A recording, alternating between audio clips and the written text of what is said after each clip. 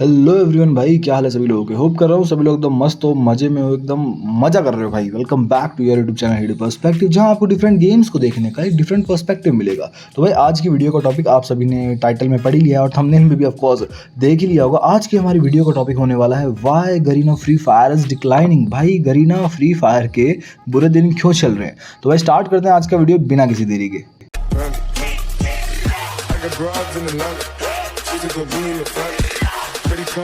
अब देखो कहीं ना कहीं ये चीज़ तो तुम्हें भी समझ आ रही है कि पिछले एक साल से चाहे आप व्यूअरशिप उठा लो, चाहे आप कंटेंट क्रिएशन उठा लो, चाहे आप नंबर ऑफ प्लेयर, हर चीज़ में गरीना के जो नंबर्स है, जो ऑफिशियल नंबर्स है, वो कहीं ना कहीं पीछे जा रहे हैं। तो आज की इस वीडियो में पॉइंट बाई पॉइंट हम उन्हीं रीजंस के बारे में बात करने वाले हैं कि क्यों एक टाइम पे पबजी से डबल डाउनलोड गेम, एक टाइम पे वर्ल्ड का मोस्ट प्लेड गेम, सबसे ज़्यादा व्यूअरशिप रिकॉर्ड होल्ड करने वाला गेम, सबसे ज़्यादा number of active players hold करने वाला गेम और अभी भी यूट्यूब पे second most viewed game India में क्यों डिक्लाइन कर रहा है। अब देखो डिक्लाइन जानने से पहले हमें इसके राइज की बात करनी पड़ेगी। तो भाई स्टार्टिंग से स्टार्ट करें तो बात है 2017 की, जब बहुत सारे battle royal game PC gaming के वर्ल्ड को इन्फ्लुएंस कर रहे थे।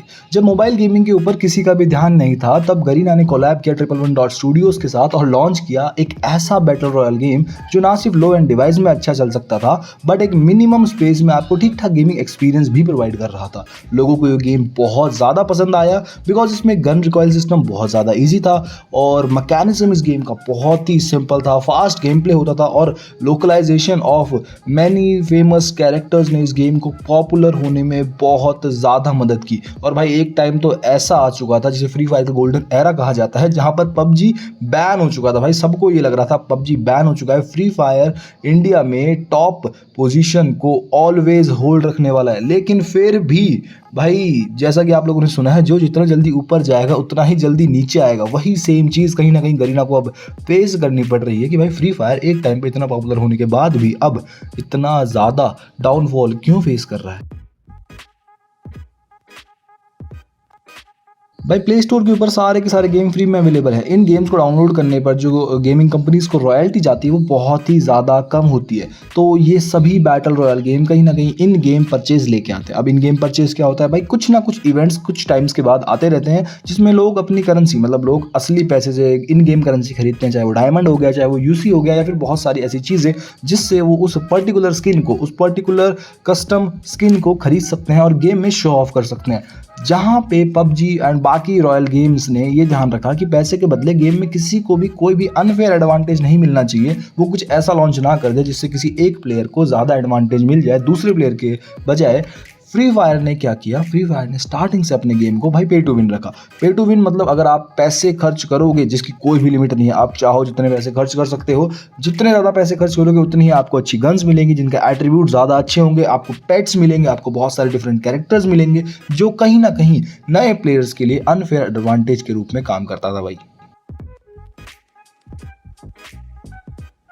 इस बात से इनकार नहीं किया जा सकता कि भाई स्टार्टिंग में गेम बहुत ही ज़्यादा मिनिमम स्पेस के साथ था, लेकिन जैसे जैसे इस गेम के अंदर अपडेट आने लगे वैसे वैसे पिंग इश्यूज, बहुत सारे लैग्स एंड बहुत सारे ग्लिचेस हमें देखना स्टार्ट हो गए। इवन भाई जो पुराना प्लेयर है उसे तो अब तक पता होगा कि जो विंडो वाला ग्लिच था वो भी लास्ट 2 अपडेट्स में ठीक हुआ है, वरना 2 साल से हमें वो विंडो वाला ग्लिच देखने को मिल रहा था। भाई due to addictive nature of the game and many false news reports, भाई बहुत ज़्यादा स्कैम्स होने लगे बच्चों के साथ, बहुत सारी सुसाइड्स की न्यूज़ आने लगी, बहुत ज़्यादा किलिंग की न्यूज़ आने लगी एंड भाई मॉनिटरी लॉस तो एक मोस्ट वैल्यूबल, मतलब क्या ही बोलूँ, सबसे ज़्यादा तगड़ा रीज़न भाई मॉनिटरी लॉस था। बच्चे अपने पेरेंट्स के भाई लाखों रुपए उड़ा देते हैं भाई टॉपअप के अंदर, क्योंकि इसके अंदर कोई कंट्रोल नहीं है भाई, कोई लिमिट नहीं है कि आप कितना पैसा खर्च करोगे। अब एक छोटा बच्चा है, उसे नहीं पता कि भाई उसे क्या दबाना है, कौन सा बटन उसे प्रेस करना है, वो जिस बटन प्रेस करता जाता है एंड जितने ज़्यादा हो सके इन गेम परचेज होते रहते हैं। और भाई इसके साथ गवर्नमेंट ने बहुत strict policy lie and free fire को तो बैन ही कर दिया। अब बस फ्री फायर मैक्स ही चल रहा है। अब मान लो इन सारी प्रॉब्लम्स को भी मद्देनज़र रखते हुए कोई प्लेयर बहुत ज़्यादा इस गेम के ऊपर अपना टाइम इन्वेस्ट कर रहा है, लेकिन अगर वो गेमिंग प्लेटफॉर्म ही उसे कोई बेस प्रोवाइड नहीं करेगा, उसे कोई प्लेटफॉर्म प्रोवाइड नहीं करेगा जहाँ पे वो अपने सीखे गए टैलेंट को शोकेस कर सके, तो भाई कहीं ना कहीं वो प्लेयर तो डिमोटिवेट होगा ही।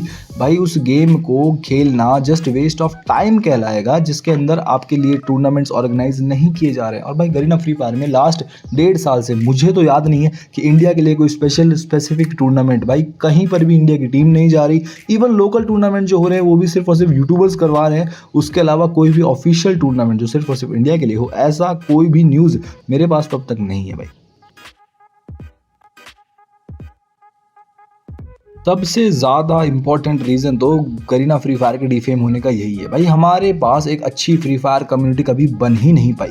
ऑफिशियली गरीना फ्री फायर जो लॉन्च हुआ था वो लॉन्च हुआ था मोबाइल गेमिंग के लिए, लेकिन भाई इस गेम को सभी ने पीसी गेम बना के छोड़ दिया। भाई मोबाइल गेम को पीसी में खेलने लगे, पीसी में रेड नंबर्स को ज़्यादा फोकस करने लगे, फालतू के pranks, unnecessary leaks and updates, सब ने गेम को भाई इतना ज़्यादा डिफेम किया जिसकी कोई हद नहीं है। और इस चीज़ के लिए मैं तो यही मानता हूँ कि जो टॉप मोस्ट यूट्यूबर्स है, जो हमारे सबसे ज़्यादा नंबर्स वाले यूट्यूबर्स हैं, जिनके सबसे ज़्यादा व्यूज़ आ रहे हैं, उन सभी को इन चीज़ों के लिए भाई कहीं ना कहीं बोलना तो पड़ेगा। क्योंकि अब अगर तुम ध्यान से देखो तो सारे के सारे जो हमारे टॉप मोस्ट क्रिएटर्स हैं वो सभी पीसी प्लेयर बन चुके हैं, जबकि जो गेम को ऑफिशियली लॉन्च किया गया था वो किया गया था मोबाइल के लिए। तो भाई अगर ऐसा ही चलता रहा तो हमारी कम्युनिटी जो ऑलरेडी बहुत ज़्यादा डिमोलिश्ड है वो मेरे हिसाब से तो नहीं बन पाएगी।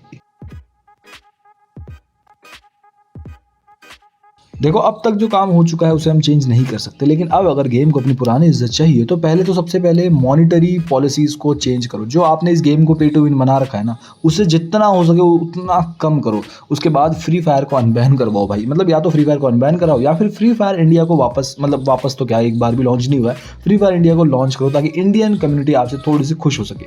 लोकल टूर्नामेंट्स को जितना हो सके उतना बढ़ावा दो, या फिर कोई ऑफिशियल टूर्नामेंट लेके आओ जो प्लेयर्स को मोटिवेट करे और अच्छा गेमर बनने के लिए।